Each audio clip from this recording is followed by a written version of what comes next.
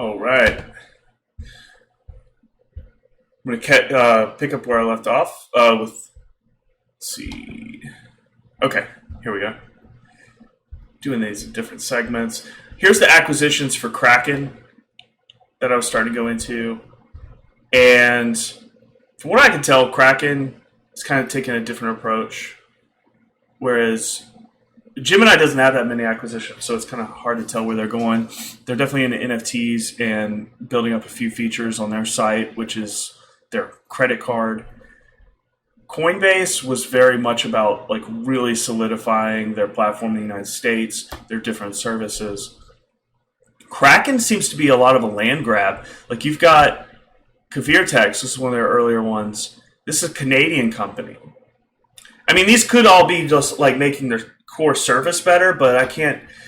You don't see Coinbase as much grabbing up platforms in other countries, and Kraken may be like, okay, Coinbase is really getting a lot of the United States, so we're gonna branch out and secure some of these other areas before Coinbase gets to them, and really establish ourselves as kind of the dominant player. Like I said, you got a Canadian company right here. You know, you've got a lot of stuff that built up kind of their trading platform. Let's see. CoinSetter operates a Bitcoin trading platform. Tools for Forex, that's currency trading. Clever Coin. Kraken seems to be a lot more focused on really technical stuff too. Like I think of Coinbase kind of as being more like Apple. It's focused on privacy, user friendliness, and security. Not saying Kraken's not focused on some of that stuff, but Kraken seems more technical. Coinbase does have Coinbase Pro, which is very technical looking, but definitely, I think there'll be a more mass market appeal for Coinbase. Kraken, more technical, and then also looks like they're gobbling up a lot of market share abroad. Clever Coin is based in the Netherlands again, so maybe adding to their core services, but also expanding their reach.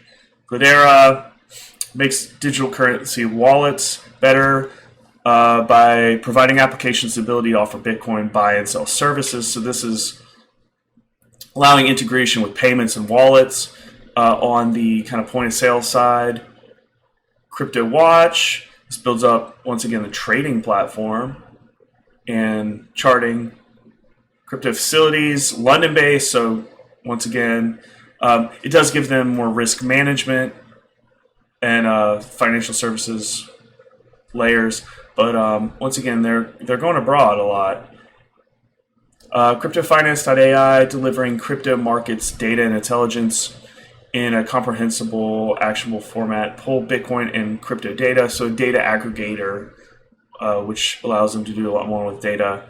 Picks and shovels, crafting tools for investors and traders of digital currencies. So probably more data and how to handle all the information out there. This seems like maybe more institutional. Move 100,000 plus of crypto with our principal OTC desk. BitTrade.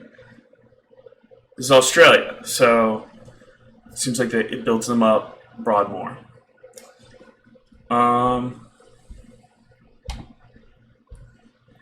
Gemini is teasing an IPO. I think Gemini will probably come public before Kraken, even though I've heard more conversation about Kraken. Just from their demeanor. In an interview with Bloomberg, Cameron and Tyler Winklevoss, co-founders of the exchange, who helped found Facebook in a way. They were portrayed in the social network, said they were open to the idea of going public.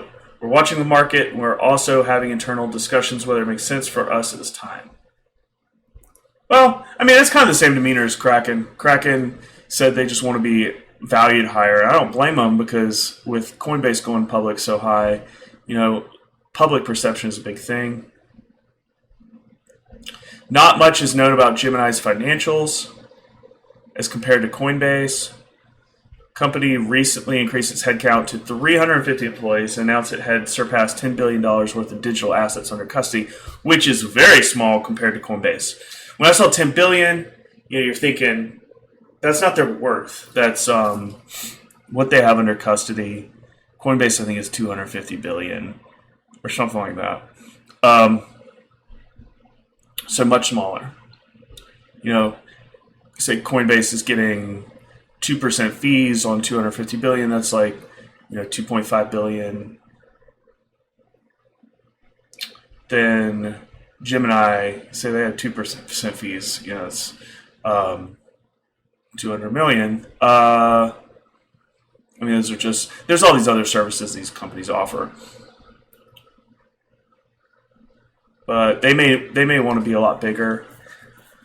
If the New York-based exchange does decide to tap public markets, then it will become the third crypto business to do so in recent times. Coinbase, North America's largest cryptocurrency exchange, has already filed. We know that. That's what this whole podcast is about right now. Bakkt, B-A-K-K-T, that went public as a SPAC, actually owned by the New York Stock Exchange, or ICE, Intercontinental Exchange owns the New York Stock Exchange. They have a crypto project called Bakkt, B-A-K-K-T, that I got to do more research on. I don't think they make a lot of money right now, but they came public via SPAC. It is another play on crypto, but that one sounds a lot more risky than Coinbase.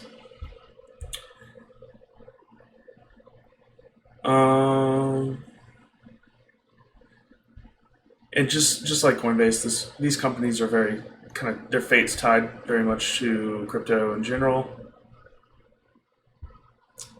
But if these companies are going to go public, it's going to be during this bull run because they're going to get optimal price. Like, Coinbase, if they wait a few years and there's like a big drop in crypto, wouldn't nearly go public for as much as they are. Gemini knows this. Kraken knows this. So either they're going to go public during this bull run or they're going to wait till the next bull run. And I don't think they want to give Coinbase that much of a head start on them as far as becoming. They know that you really need to establish yourself quickly in this industry or risk falling behind, especially with the flood of money that's going to be coming into Coinbase. This company is a lot more. The exchange has announced partnerships in the past to encourage retail transactions using crypto and launch specific products such as custody solutions. Like we said, Coinbase is focused more around retail, but that's changing. But this company is more targeted at institutional investors. They're trying to get more into retail, but due to a lack of transparency, it's hard to tell whether they're being successful in that. So just not a lot known as far as what they're doing. Binance is another exchange. It's saying they have a market cap value of around 86 billion, which a lot of people probably haven't heard of Binance, except the crypto people. That's about as high as what Coinbase is right now. They're bigger abroad.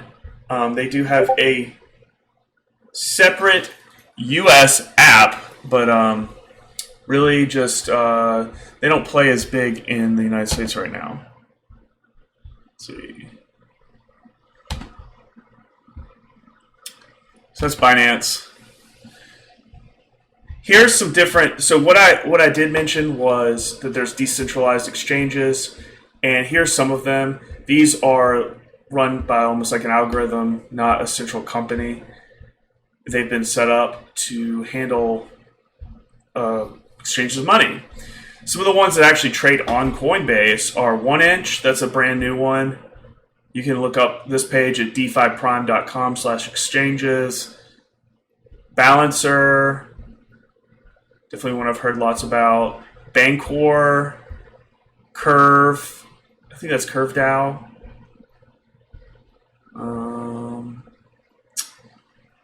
Kyber Network, Loopring, Pancake Swap. That's not on Coinbase, but I've heard a lot about that. Sushi Swap is on Coinbase. Uniswap, definitely on Coinbase. And you can go here and look up a lot of the descriptions of these companies.